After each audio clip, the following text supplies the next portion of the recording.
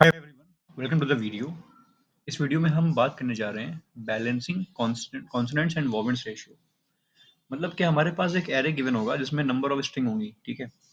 अब इसमें हमें क्या फाइंड करना है, हमें फाइंड करना है ऐसे नंबर ऑफ सब एरेज जिनमें count of vowel and count of consonants बराबर है। देखो एग्जांपल 2 से पहले समझते हैं, ये छोटा है। एग्जांपल 2 में दो स्ट्रिंग्स हैं इस एरे में, A B and B E. अब देखो तुम स्ट्रिंग 1 देखो, ए और बी, इसमें ए कॉन्सोनेंट, ए वोवेल है और बी कॉन्सोनेंट है। सिमिलरली तुम स्ट्रिंग 2 को देखो, बी ई, इसमें बी कॉन्सोनेंट है और ई वोवेल है। तुम्हारे पास दो सब एरे तो हो गए, बिकॉज सिंगल यूनिट भी सब एरे काउंट हो जाएगी। एंड अभी तुम देखो क्या है, अगर हम दोनों कंबाइन कर दें A B and B E, इसमें कितने कॉन्सोनेंट हैं? इसमें दो कॉन्सोनेंट्स हैं, बी एंड ई, और वोवेल कितने हैं? वोवेल भी टू ही हैं, ए और ई। ओके, तो दो कॉन्सोनेंट्स हैं बी, बी और बी दोनों में, और दो वोवेल हैं ए और ई। तो इसमें तीन सब एरेज हो जाएंगे, ये 0 0 ए बी, 0 1, इसमें तुम्हारा ए बी और बी दोनों तुमने ले लिया, और 1 1 तो है ही, ठीक है लास्ट में। सिमिलरली एग्जांपल 2 में देखो, यहाँ पर स्ट्रिंग 1 क्या है? ये दोनों कॉन्सोनेंट हैं, वॉवेल नहीं है, ये नहीं हो सकता। स्ट्रिंग 2 में क्या है? दोनों तीनों ही कॉन्सोनेंट है, वॉवेल नहीं है। अब यहाँ पे देखो स्ट्रिंग 3 में ये दोनों वॉवेल हैं, इसमें कॉन्सोनेंट ही नहीं है, तो इसलिए यहाँ पर बराबर नहीं हो सकता। और तुम्हें सब एरे लेना है, ध्यान रखना। तुम सोच सकते हो कि हम अगर 0 और 2 को ले लें तब हो जाए, लेकिन ये 0 और 2 लेने में सब एरे नहीं हो जाएगा, इसमें 1 भी आ जाएगा, इसलिए वो ब्रेक कर देगा। एग्जाम्पल 1 देखो, ये बड़ा है, बहुत अच्छे से समझा देगा। यहाँ पर 5 एलिमेंट्स हैं, ठीक है। तुम सबसे पहले तो इनको देख लो, इन दोनों स्ट्रिंग को, 1 और 2 को, इंडेक्स 1 इंडेक्स 2, डबल ए और बी सी, दो वोवेल डबल ए और दो कॉन्सोनेंट बी और सी। और यही नहीं, तुम 1 2 3 कंबाइन कर सकते हो। यहाँ पर वोवेल कितने हैं? डबल ए और ए को, यानी तीन वोवेल, और कॉन्सोनेंट 3 अगेन, बी और सी और टी, थ्री कॉन्सोनेंट्स। ओके, अब सिमिलरली तुम ले सकते हो इसको, अगर पूरा कंबाइन कर दो तो यहाँ पर 7 वोवेल और 7 कॉन्सोनेंट हो जाएगा। तुम काउंट करो, 7 वोवेल और 7 कॉन्सोनेंट। तुम स्ट्रिंग 3 को ले सकते हो यहाँ पर, ओ टी, बिकॉज एक वोवेल ओ और एक कॉन्सोनेंट टी। तो हम कैसे करेंगे इसको? भी हम करेंगे प्रीफिक्स सम की वजह से, की मदद से। तो सबसे पहले मैं बनाऊंगा एक मैप जो कि शो करेगा कि हमारे पास वो पर्टिकुलर रिजल्ट, वो पर्टिकुलर सम एग्जिस्ट करता है या नहीं करता। तो एक मैप बनाऊंगा, टीचर एंड टीचर, क्योंकि हमें काउंट स्टोर करना है, सम और काउंट, सम और उनकी अकरेंसेस।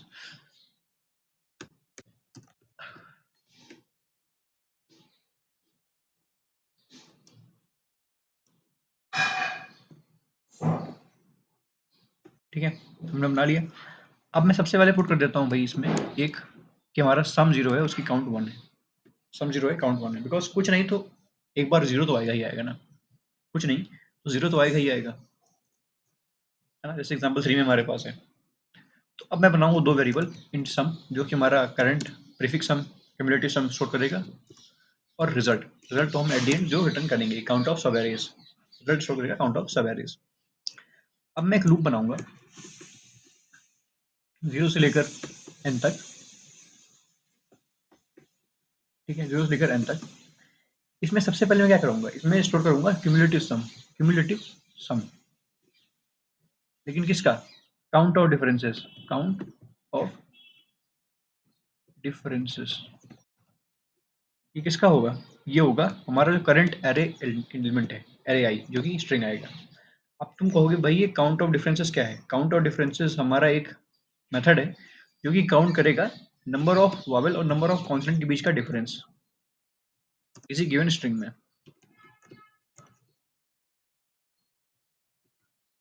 काउंट ऑफ डिफरेंसेस, और हमारे पास क्या है? स्ट्रिंग एस है। इस्तेमाल कर दिया क्या? ठीक है, काउंट ऑफ डिफरेंसेस। अब इसमें क्या है? वॉवेल की काउंट इनिशियली 0 है और कॉन्सोनेंट की काउंट सिमिलरली 0 है।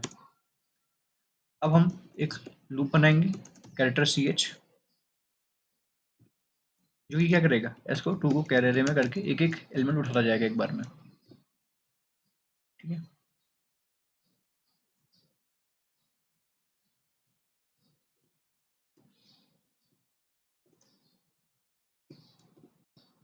ठीक है, एक एक एलिमेंट उठाओ और चेक करो कि क्या ये वावल है या नहीं। इसको मैं बनाऊंगा इज एलिमेंट अ वावल, कि क्या ये जो करंट एलिमेंट सी एच है क्या वो वावल है या नहीं। अगर वो वावल है तो सबसे पहले वी को प्लस कर दो कि हाँ भाई ये वावल है। अगर नहीं है तो क्या हो गया, हमारा कॉन्सोनेंट होगा, क्योंकि दो ही तो हो सकते हैं, तो वावल या कॉन्सोनेंट। अगर वावल नहीं है तो कॉन्सोनेंट होगा। और at the end of the day return कर दो इनके बीच का डिफरेंस। यही तो हमारा काउंट ऑफ डिफरेंस है ना, यही तो रनिंग डिफरेंस।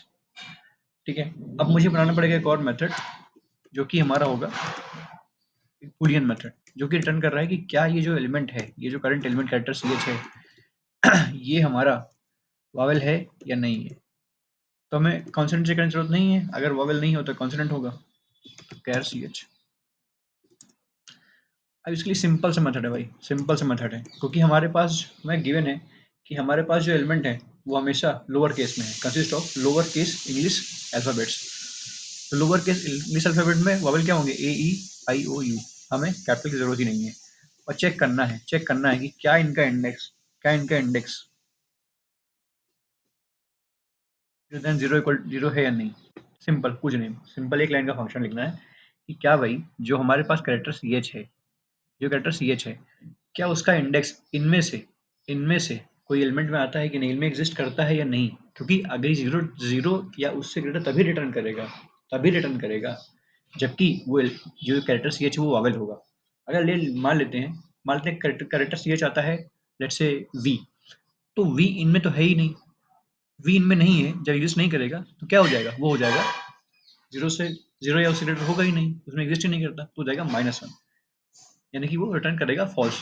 फॉल्स रिटर्न किया और सिंपल यहाँ पर जाएगा भैया वॉवल नहीं है, तो सिंपल इफ के बाहर एल्स में आया और कॉन्सोनेंट की काउंट इंक्रीज कर दी। तो यहाँ तक हमने क्या कर लिया, हमने दो मेथड बनाए काउंट ऑफ रेफरेंसेस, जो एरे के बीच का डिफरेंस, वॉवल और कॉन्सोनेंट के बीच का डिफरेंस बता रहे हैं गिवन स्ट्रिंग में। और हमने बना लिया एक और मेथड कि एलिमेंट वॉवल है या नहीं, वॉवल नहीं है तो कॉन्सोनेंट होगा। अब हमने एक सम कम्युलेटिव सम रख लिया कि भाई डिफरेंस का गिवन स्ट्रिंग में। अब क्या किया, अब चेक करना है कि भाई हमारे जो मैप हमने बनाया था इनिशियली उसमें ये एग्जिस्ट करता है या नहीं, उसमें ये हमारा जो सम है, ये जो हमारा सम हमने कैलकुलेट किया क्यूमुलेटिव सम, ये एग्जिस्ट करता है या नहीं। अगर करता है अगर करता है तो बहुत अच्छी बात है भाई, रिजल्ट एक था पहले से कोई ना कुछ रहा होगा, उसमें और स्टोर कर दो, उसमें एक और स्टोर कर दो। ठीक है, उसमें एक और स्टोर कर दो, क्या फिर से एक सम स्टोर कर दो रिजल्ट में, कि भाई जो सम का जो काउंट आया था स्टोर कर दो कि लेट से अभी तक काउंट 1 था तो अभी +1 हो जाएगा, 2 हो जाएगा, और अगर 2 था तो 3 हो जाएगा, so on and so for.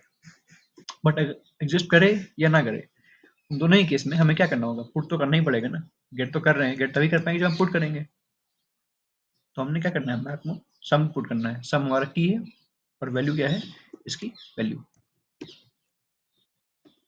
कि हमारा ये सम अभी एग्जिस्ट करता है।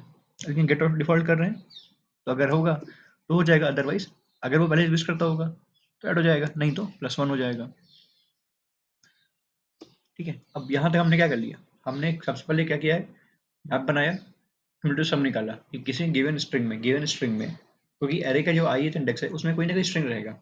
ठीक है, तो जो भी हमारा स्ट्रिंग है उसमें नंबर ऑफ वॉवल और कॉन्सोनेंट का डिफरेंस निकालो, और देखो ये जो सम आ रहा है, ये जो क्यूमुलेटिव सम है, ये एग्जिस्ट करता है या नहीं करता। अगर करता है वेल एंड गुड, पुट कर दो और रिजल्ट को अपडेट कर दो। अगर नहीं करता तो मैप में सीधा पुट कर दो कि नेक्स्ट टाइम कभी आएगा तो we will calculated.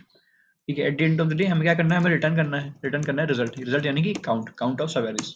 Late me submit it and check the accuracy of our problem. Okay, cannot find a symbol, कोई डिफरेंस कर दी क्या मैंने इस एली, अच्छा ये एलिमेंट को मैंने एलिमेंट कर दिया। काउंट ऑफ डिफरेंसेस ठीक लग नहीं, काउ अच्छा ये स्पेलिंग गलत है, काउटन कर दिया, count of differences. So these are just spelling mistake. Let's see what happens here. It is an N. बोल रहा है N नहीं है, N नहीं है भाई, N नहीं है, ये array की length है। This is not N, it is array of length of array. These small mistakes, but the good thing is there were no algorithmic mistake. They were just spelling mistake or something like that. So as you can see, it passed all test cases, took less than 1 second. So a good solution. Ski time complexity, if you can find it, please comment. Please add the comment कि time complexity क्या होगी.